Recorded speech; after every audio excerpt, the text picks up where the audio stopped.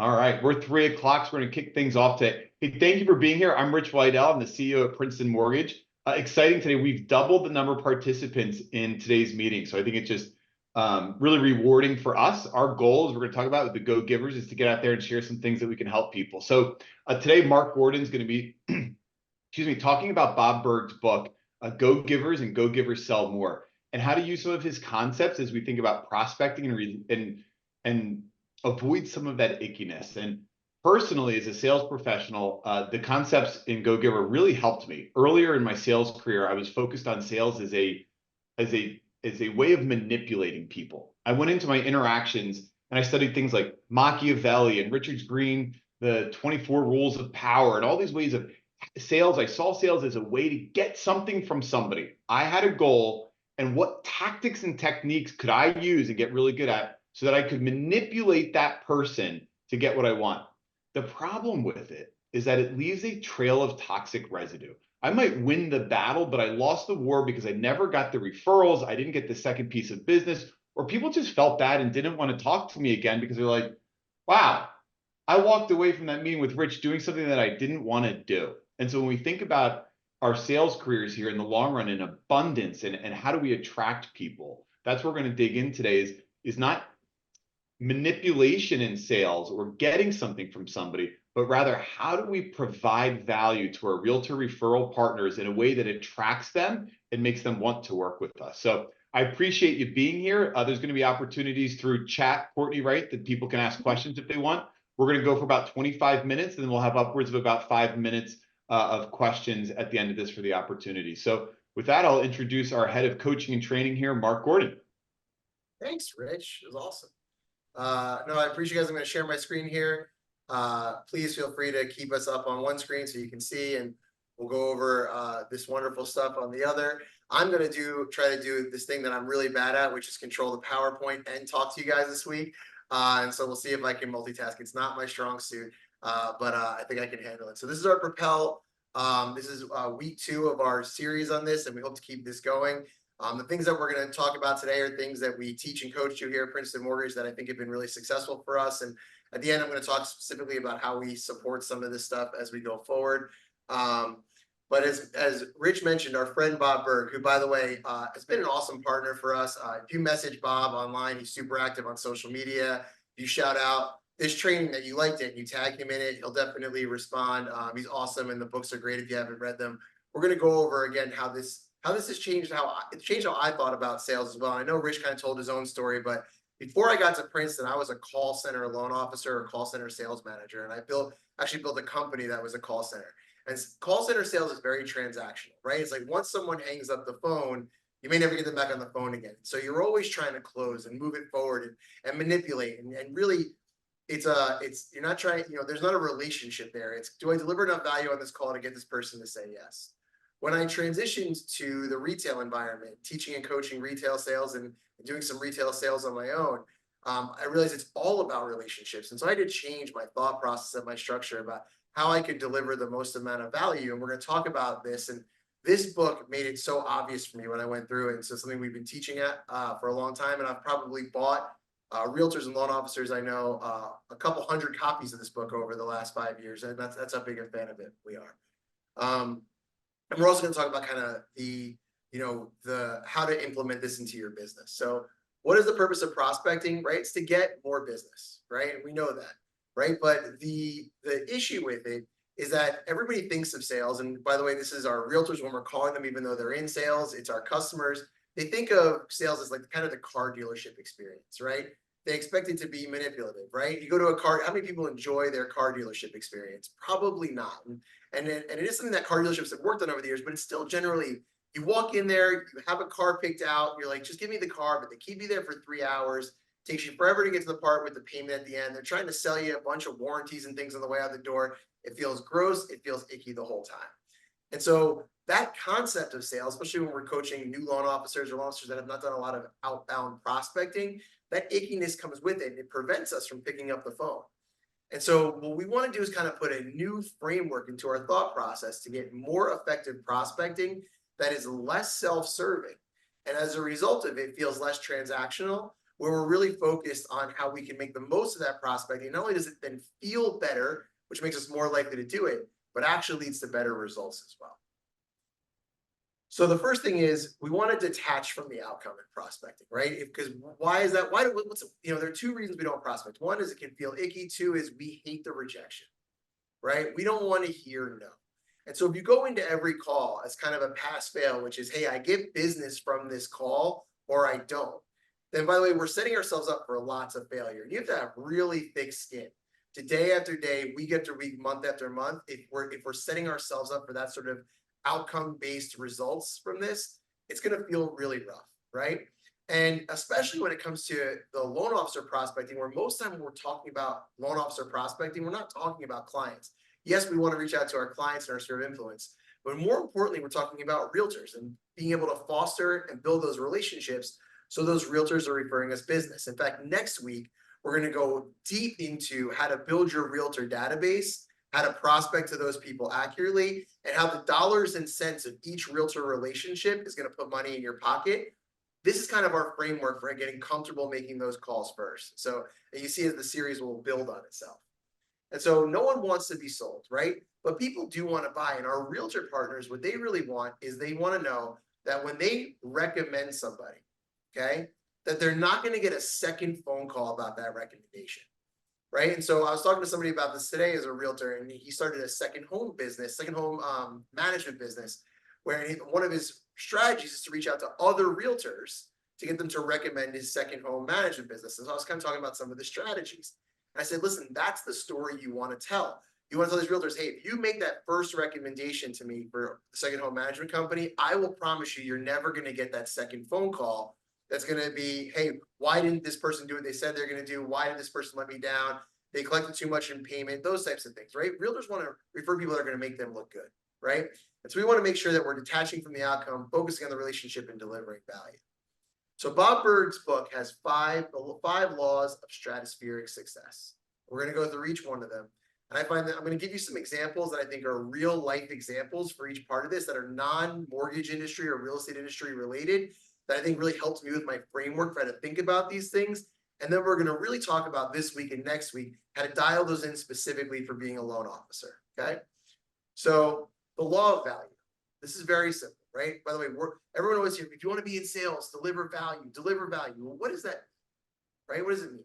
Very simply, the way the book defines it and the way that we've defined it here at Princeton is your true worth is determined by how much more you give in value than you take in payment. Meaning that somebody is paying for something, they get more than they're expecting for the amount of money they're putting out, right? So one of my favorite examples for this scenario is McDonald's. McDonald's has served billions and billions of people. They tell us every day on all of their signs, right? Why has McDonald's been able to have that kind of success? The answer is not they have the best burgers. We know this because I know that I've paid $30 for a burger somewhere. I know that if McDonald's charged $30 for a burger, they'd be out of business. No one would pay $30 for a McDonald's burger. The reason why McDonald's is so successful is because what they charge for burgers today, and by the way, when I was a kid, it was 59 cents for a hamburger and 69 cents for a cheeseburger. I think it's significantly more now. But you always got far more for that value than you were expecting. In other words, if you're paying $5.50 or $6 for McDonald's burger and you feel like you're getting $12 quality burger, that's a decision you're going to make over and over again, right? So you say, okay, fine, I get it, Mark. And by the way, same thing, right? You can get a steak at the grocery store. You can get a steak at Sizzler. You can get a steak at Ruth's Chris, right? How much you're willing to pay for that steak. And if you decide you get more, it's not because you always get a better value at Sizzler. Otherwise, no one would be at Ruth's Chris, right? There are things you can deliver in that experience that make it worth paying $60 for a steak or $80 for a steak, right? We make these decisions all the time, whether it's subconscious or conscious, and we're bringing that back to, we're making these value assessments everywhere, right? So as a realtor or as a client, right, what are they expecting from a loan officer? Well, as loan officers, we don't really have a lot of say over what our pricing is. In fact, it's very market driven and everybody's offering similar pricing for the same type of loans, right? So how do I really stand out? How do I deliver more in value than I accept in payment? Well, when it specifically applies to our industry, what we're really saying is that as a loan officer, we're going above and beyond in our customer service, our expertise, and our problem-solving ability. we're delivering more than what people would expect from a typical loan officer, right? And you've had this experience, right? In anything else that you bought, but you have realtors that you have lots of realtors as a loan officer. When your cousin's going to buy a house, you have a realtor that you know in your head you feel comfortable recommending. You also have 5 realtors you know that you would never recommend. And when you think, well, why is that? They cost the same amount. Both realtors are charging 3%, right? Why is one more value than another? Well, it's the way they make somebody feel during the transaction. It's the advice they give when they're going to negotiate the deal. It's when something goes wrong, their personality and how they handle that situation. It's the expediency of their responsiveness in terms of how, if the customer has to chase them or they're always proactively searching, right? And so there's all these ways we know that realtors deliver value. How can we deliver value as a loan officer, right? It's, do we know our guidelines better than our competition? Do we have relationships with the realtors in our community so that we can make the process smooth? When something goes wrong, are we handling it behind the scenes and taking ownership of it? Or are we calling our borrowers and blaming somebody else in our organization and saying it's not our fault, right? Those are the ways that we can deliver extra value. By the way, we do it in our closing gifts. We do it in our email communication throughout the process. We do it by making our Tuesday calls every week at 3 o'clock and predictably updating everybody on where they are in the loan process and over communicating. We do it with our professionalism, right? The fact that if I'm having a bad day, that person never knows and they get the same version of me every single time. People have come to expect subpar customer service. And so if we're constantly delivering more than the minimum, right? Everybody has like, okay, this is what I expect loan officers to behave like. I know some loan officers that behave here. Mark always behaves up here, right? Or Sarah always behaves up here, right? Now I'm getting more than I expect from a typical loan officer experience. That's how I'm delivering more in value every single time, right? So that's our first law of the go-giver. Hey, Mark, I'd like to share something on that I think really hits this home. The average loan officer commission's $3,000 to $5,000, let's say. Would you be comfortable with the borrower knowing how much you got paid? If the answer to that question is yes, you're providing more value than they're paying you. If you're like, oh, I really wouldn't want them to know that I made $5,000, $6,000, $7,000 on this loan because I didn't provide that level of value, that's a good barometer to think about. Are you providing more value than you're getting paid? Would be your comfort level with the borrower knowing exactly what your commission was. It's a perfect example. I completely agree. Absolutely. So by the way, well, that's really simple. I will just go above and beyond and give every single client white glove service. I'll be available 24/7 and do whatever it takes. Well, that kind of is the reason why we have our second law, which is the law of compensation. The law of compensation says, well, your how much income you get is directly tied to the amount of people that you can give this exceptional service to. So this is where the trade-offs come in all businesses, right? It's okay, how do I make somebody how do I deliver more in value than somebody expects from what they paid and do it at scale so that I can continue to build my business and grow my business, right? And so right now, maybe if things are slower, maybe it's easy to give that white glove service. But did you maintain your same service levels with your realtors and your loan officers during the pandemic when you had 15 or 20 loans in your pipeline? Did your team continue to deliver that same value?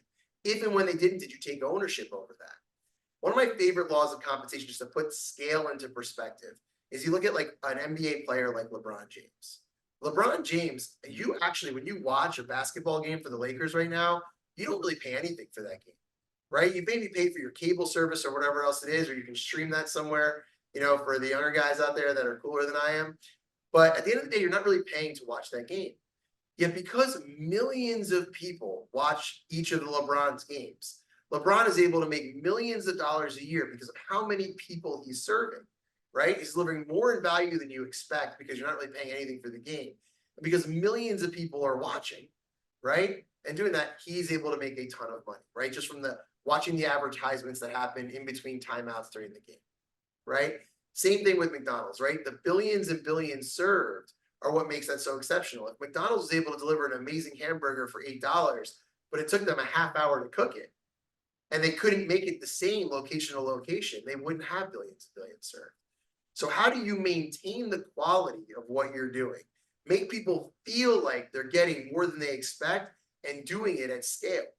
And so one of the things that we often talk about here is why time blocking and being efficient as a loan officer is so important, because you have to set structures into your day and your week that allow you to continue to provide exceptional service and value. It's you to have the people around you that help support you in your business, while also making sure you're spending that 10 to 12 hours a week on the important but non-urgent prospecting activities that are going to lead to you being able to service more people. Because just being amazing at customer service as a loan officer is $50 an hour work. Being able to do that while continuing to grow your business is how you make $1,000 an hour. And so we have to be able to measure those two things at the same time. The law of influence, right? Which is, what is your influence over people? Let's talk about that. Your influence is determined. And this is the one that maybe you go like, man, I never thought of it that way before. By how abundantly you place other people's needs above your own. So you've all had this experience before. You've probably all done this for somebody at a certain point, right? Let's say you have a borrower, and that borrower wants to do a home equity line of credit. And it's a $30,000 home equity line of credit, and you know that your company, you may not have the best product for lines of credit, you may not have the fastest service lines of credit. It's not really what you specialize in. But you have a friend at a local bank, and you know they're running a special on giving people amazing lines of credit, and they'd be able to get this done very easily. And so when that borrower calls you for a line of credit, you go, hey, listen, if I were you, I would go to this other person. Well, you've just built trust in that person for life. The first time you so abundantly place somebody else's needs above your own, when somebody experiences you doing something that is not in your best interest, because it's specifically in theirs, that's what builds trust. In fact, you've probably had that experience in some capacity on a loan where then that borrower not only came back to you themselves, maybe they referred you somebody else. People feel that there's a law of reciprocity, or something we talk about with Cialdini's marketing, right? When you do something like that for someone, they almost feel obligated to do something back for you, right? And so when we talk about our influence on people, that's what we're talking about. So when you're dealing with your realtor partners, if each of your exchanges with them always feels like you're worried about what's in it for you, you're not going to have any influence over that person, and they're not going to want to deal with you. But if in each of your interactions with them, you're placing their needs above your own and thinking about what you can do for them, they're going to be so attracted to you. They're going to want to spend more time with you, and they're going to refer you out. They're going to feel almost obligated to refer you out. One of the stories I tell myself before I make my prospecting calls to realtors is, hey, I'm looking for ways to deliver value on this call, even if there's nothing for me. And the little kind of thing I tell myself is, if it turns out that today the best way I can help this realtor is to help them move their couch, I'm going to come over and move their couch. See, that's crazy, Mark. There's nothing in it for me. Well, there is. I want to have influence over this person. I want this person to trust me. I want this person to think of me when they have somebody that I can help. And so I'm going to look for ways I can help this person, even and especially when there's nothing in it for me, even when there's maybe a cost to me. Because that's how we're going to go ahead and build strength in this relationship that's going to last beyond the transactional, right? So one of the ways that we're always looking to deliver value at Princeton to our realtors is that the same things that we teach to our loan officers, we then teach our loan officers to teach to their realtors, right? Ninja selling is a big part of the backbone of what we built the Princeton selling system around. That is a selling system that was built for realtors. Teaching the same concepts that we put in practice here on a day-to-day basis to our referral partners is us honestly always gaining more influence over those people, because we're not only delivering more in value than they expect, they certainly don't expect their loan officer to give them sales tips or database tips, right? Or have marketing tips. They're not expecting any of that. But also because really just by sharing those secrets with them, we're actually putting their interests above our own very clearly. We're going to have influence over those people. And so that's how we're going to continue to get them to refer us business. Fourth law, the law of authenticity. This one took me a while to really digest, and I'm going to explain why. And I've actually seen other people talk about this too. It's like, yeah, just be yourself. Just be yourself, as if it was that easy, right? Well, that's kind of what, when I first read the book, I was like, yeah, law of authenticity, be yourself, but it didn't sit right. It didn't really make sense to me. I knew too many people that if they were just themselves, I didn't think it would work for them. Started really diving into what it meant. I actually talked to Bob Berg about it at one point. And really what that means is that the greatest gift that you can give to others is yourself. And so the greatest thing that you should be working on to deliver more in value to people is doing the work on yourself, right? And so that doesn't mean like, hey, listen, take it or leave it. I'm authentically me. it's for you or it's not. It's actually like, no, I'm going to continue every day, every week, every month to put the work in. And by the way, if you guys are coming to this training on your Tuesday afternoon, you're already doing this. Like, I give you guys a ton of credit. That this is where the law of authenticity really comes in. You guys are saying, hey, in the middle of your week, I'm going to go spend some time trying to become a better version of myself so that I can better serve my realtors or better serve my clients and become the best version of myself. That's the law of authenticity. Realizing that you are the biggest gift that you can give, and that the value of your business and the amount of compensation you make will directly be tied to the amount you in time and energy you invest in yourself, becoming the person worthy of achieving the results that you've set out, right? And so if we want to attract people to us, we need to become attractive, right? And when we think about that, we always talk about in the physical sense of it. And yeah, by the way, I guarantee you, if you're really in shape, you're doing those things, that'll certainly make more people want to spend time with you, right? That's just the real world. But at the same time, if you're more well-read, if you're sharing ideas, if you're constantly helping people grow their business, if you're putting their needs above your own, if you're every interaction, they're learning something from you, or even just by watching you, they're like, man, I love that guy's vibe, or that person, I want to spend more time with them. That's where the law of authenticity comes into play. And so if you want to become $100 million loan officer, whatever your goals are, you need to invest the time into becoming that person, authentically becoming that person. There's no shortcut for it.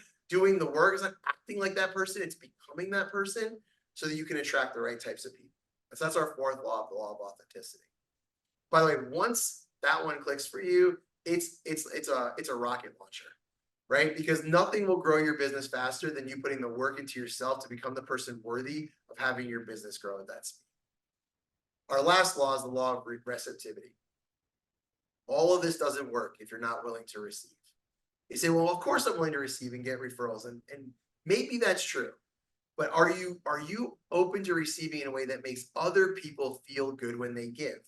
I'm going to share a personal thing about me, where until I read this book, this is like my habit. Okay. I want to go out to the bar. I'm the first one to buy the first round of drinks. Somebody else wants to go buy a round of drinks. I'm like, no. Like, I got the next round. Right. And in my head, it was like some sort of like I don't know, like a macho thing, or like that was my value I could give. And I equated my self-worth with being able to provide those things. It was a very, very immature take on it. But if someone paid before I noticed, I would get mad. I remember going out with like my girlfriend's dad when I was like in college, and like he would pay the bill, and I want to like argue with him about it. It was very strange. I couldn't receive. It made me feel less than. Okay. I was robbing those people of the opportunity to be go-givers. And once I framed that way for myself, which is, okay, yeah, nothing feels better, by the way. When you lock down these other pieces of value, you go out there and you're delivering value and teaching people, man, it feels so good. Why was I so intent of robbing other people of the experience of also being go-givers? And so now it's like, not only do I accept it when someone wants to do something for me, but I make sure I bring my complete gratitude to those situations. Now I want to make other people feel really good when they give to me. So when you get a referral from a realtor, how do you make that person feel about it? When one of your clients goes out and refers somebody else to you, are they getting a handwritten thank you from you? Are you calling them every single time to say thank you?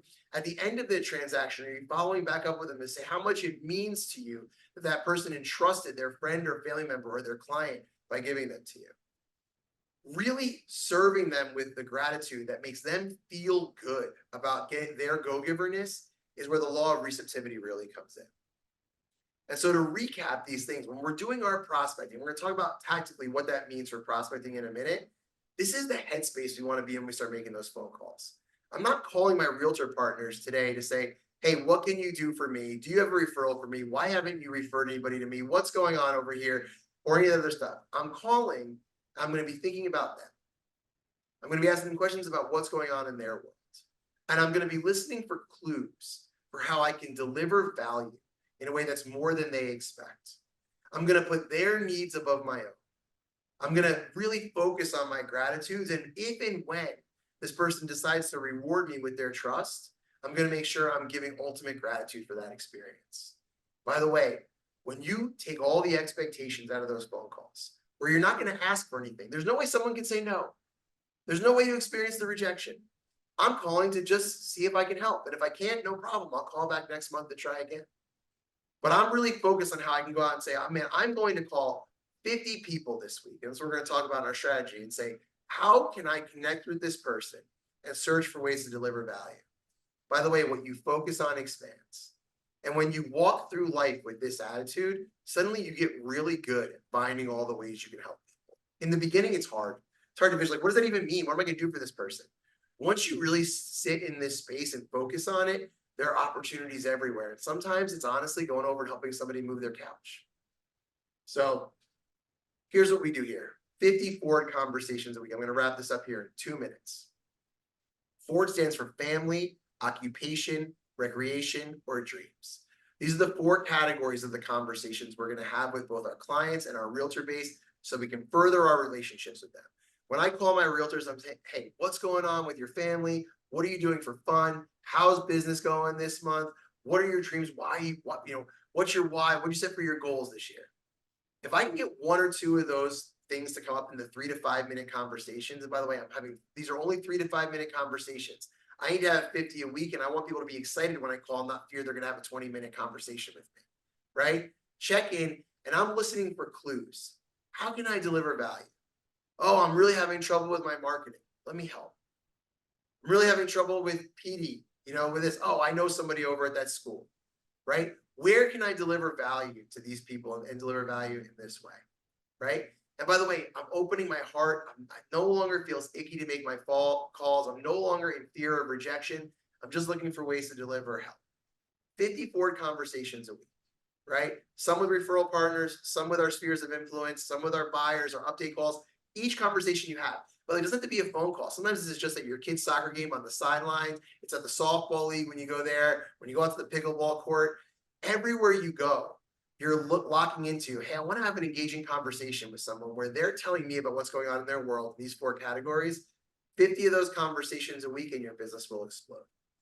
So that's our wrap up there. What questions do you guys have on the Go Giver or our prospecting techniques? I see some stuff in the chat. Is there anything interesting in there? Do you have any questions?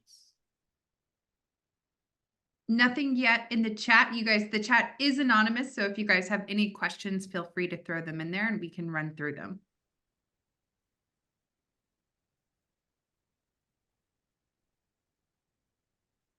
Any questions from our team here?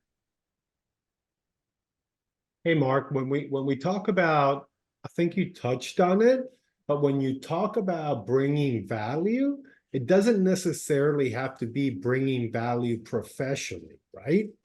No, Like absolutely. it can be in any aspect of life, like just if there's a need. Yeah, I think, and I think if you really lock into it, one of the things that really helped me is I started thinking about people in my life that always I'd have this experience where I'd be at an event or something and someone would be like, hey, Mark, how are you? And I'd be like, man, I don't even remember meeting this person. And they go, yeah, how's Nicole? How's Samantha, which is my daughter's name? And I'd be like, man, I literally don't remember this person. But they remember me in a way where they remember my kid's name. And I'm like, I'm embarrassed. I'm a little bit whatever, but all of a sudden, and this guy is sitting here asking me questions, trying to provide value, taking an interest in me. He knows what's going on, right? And then I'd always find out that person was some executive at a company or they were in sales. They were super successful all the time. There was always somebody who was living their best life. They had balance. Those people always had balance in their life. They were always enjoying themselves and they were able to put all this focus on other people because they were no longer worried about themselves. One of the things I always equate this to is if anybody has ever played poker, amateur poker players and amateur salespeople are worried about their hand. So they're always looking at their cards. They're wondering what's on the table. They're trying to figure out, do I have a flush draw? Do I have a straight draw? Do I have a pair? It's very uncomfortable, right? Real good poker players, they know what they have. And now they're watching everybody else's faces at the table. They're watching everybody else's betting patterns. And they're thinking to themselves, what are their cards? Because if I'm going to win this hand, I'm not just playing my cards. I have to make sure that my cards are better than their cards, right? It's the same thing in sales. I got to know my products. I got to know my pitch. I got to feel comfortable with myself and the value that I can deliver. And once I feel that way and I'm detached from the outcome, now I get to go into every conversation, laser focused on what's going on with that other person. And so now I'm going to remember my conversation with them and remember the name of their wife and remember the name of their kids because I know I'm not worried about my cards anymore. I'm not going out into the world worried about, is this person going to find me interesting? Or am I going to know what to say? Or is this person going to find me impressive? I'm comfortable with me. I've done the work. My authenticity is I'm comfortable with the investment, right? And so now when I go to that conversation, I'm just listening for clues for how I can make this person's day better in any way. And a lot of times for me, I didn't read a lot before I got to Princeton. One of the great gifts I've gotten from working with Rich is I became a big reader, probably read hundreds of books over the last 5 years. So often the way I can deliver value is when someone tells me they're having a problem is just recommending the right book, sending it to them off Amazon. It's in their mailbox the next day and they think I'm a hero, right? And so no, it doesn't have to be professionally in any way, shape, or form. People will actually remember you more, again, if there's something in it for you, right? That's the law of influence, right? If there's something in it for me, it's even more impactful. So I'm always looking for ways I can deliver value that have nothing to do with business, and knowing that if I continue to look for opportunities to give and deliver value and I'm open to receiving, it's always going to come back to me, right? Hey, also, we got a question from the chat. It's actually a really good one. Here it goes. I struggle with messaging on those calls after 18 plus months of the same calls without business. The message gets staled or something, and a call is awkward as a result. Can you speak to that? I can. And so, one of the things that I do, so I always feel like I have stuff to talk about, is I continue to invest the time and energy into listening to podcasts or reading books that constantly are giving me new things to talk about and new ways to deliver value. It's so funny, you wouldn't think it, but like almost every time I read a new book, my next 10 conversations somehow line up perfectly with the opportunity to deliver value for something I read in that book, right? Like, and you'd be like, how is that even possible? It's like, well, if you're open to it and you realize you're trying to deliver value and think about it, the thing that you just invested in yourself to become a better version of yourself, the opportunities to deliver that value come everywhere. And so, yes, the conversations get stale if you are continuing to come with the same thoughts, the same values, and the same conversations. But if you're continuing to learn about, hey, what's going on in your industry? What are the newest things going on in our marketplace?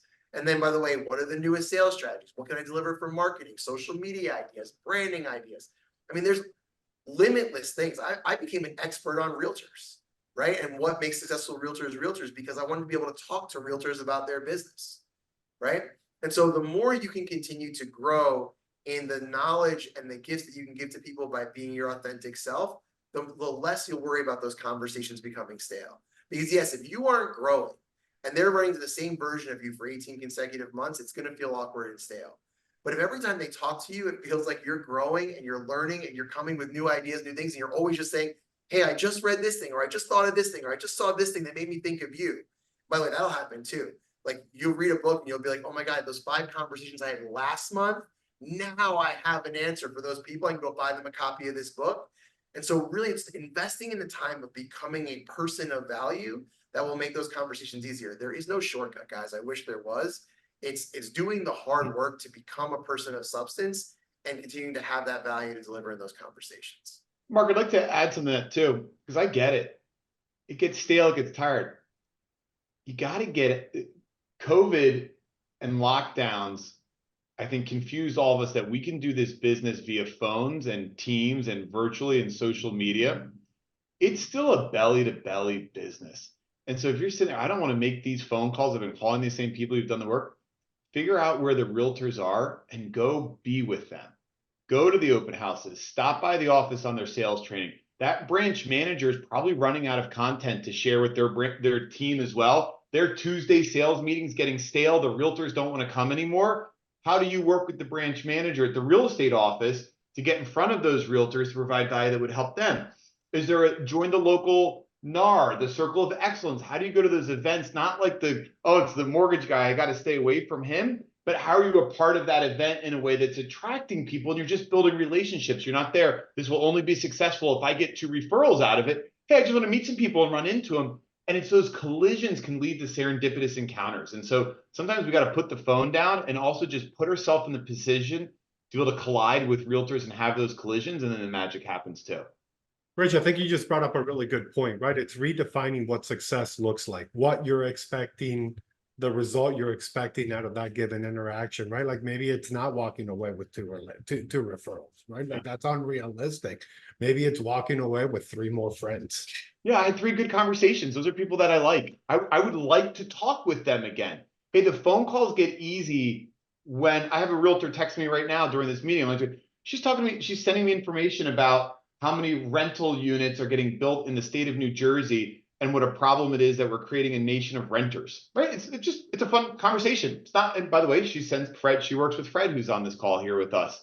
It's just a relationship. And so if we focus less on making our calls to get something, and how do we build relationships? And yes, you want to move out of the friend zone and eventually you want to spend your time with people who are sending you business, right? So we can see it to go the other way. Well, I've got all these friends who are realtors that don't do deals and I don't do any loans. Okay, let's tweak that one.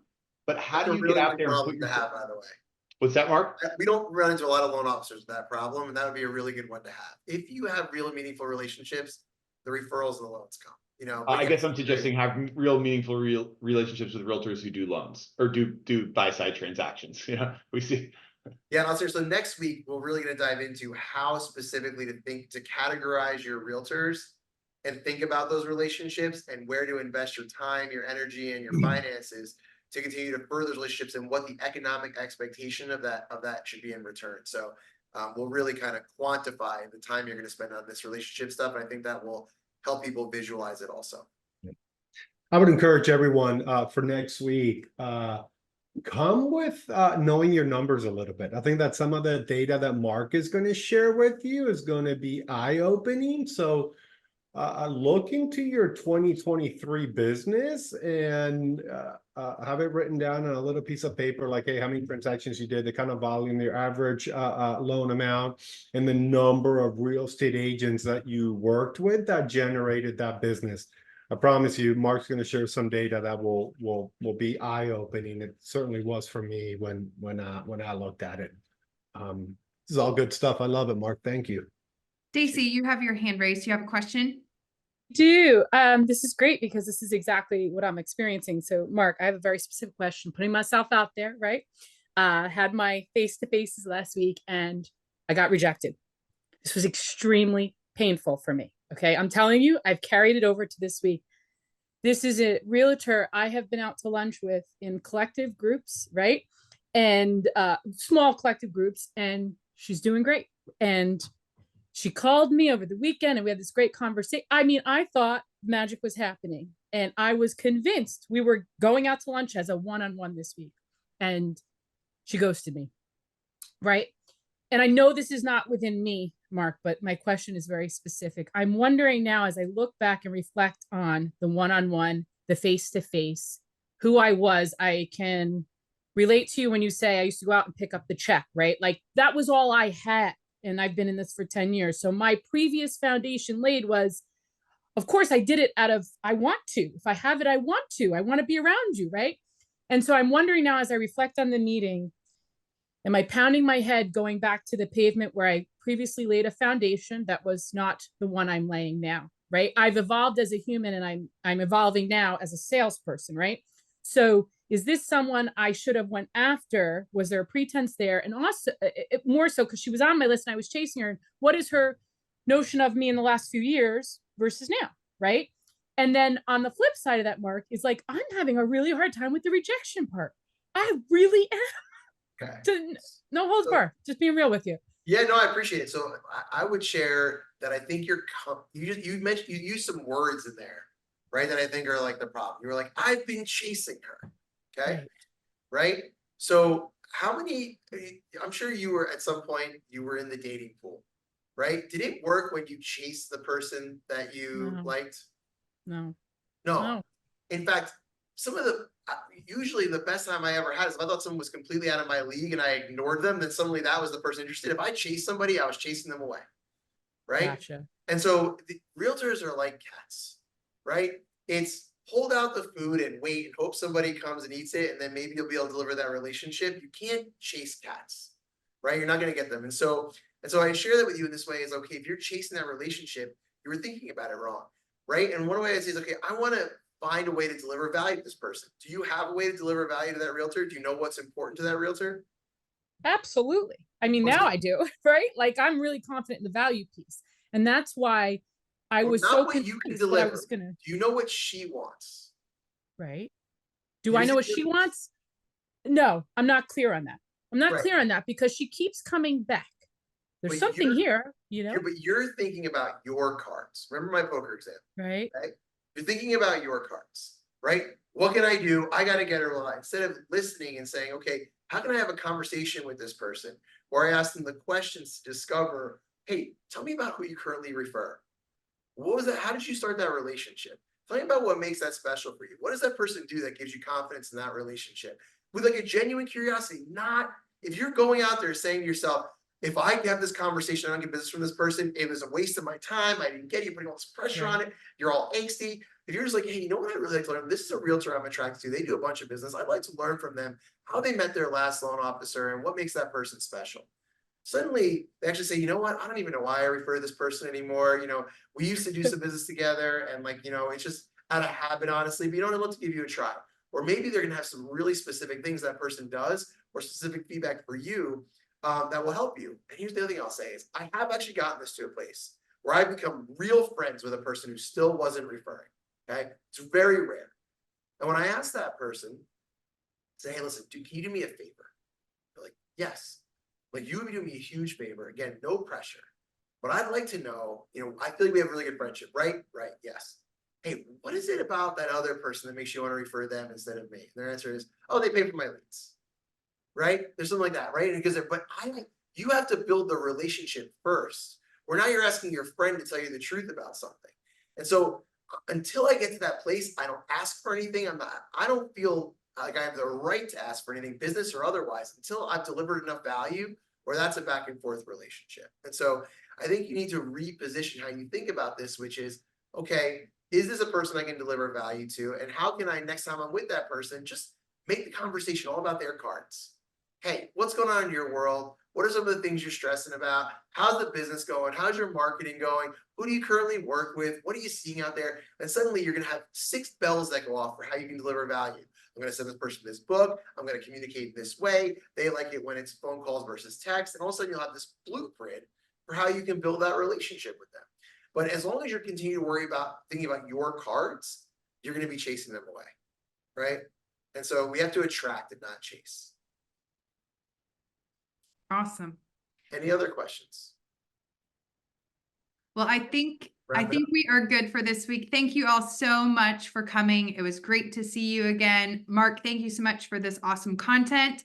Can't wait to see everyone next week as we really dive into the importance of our database, who's who in our database, and how to communicate and talk effectively with all the people in our database. So we will look forward to seeing you next week. We'll also be emailing the recording out if you guys would like to rewatch it. So everyone have a great week and we'll see you next Tuesday.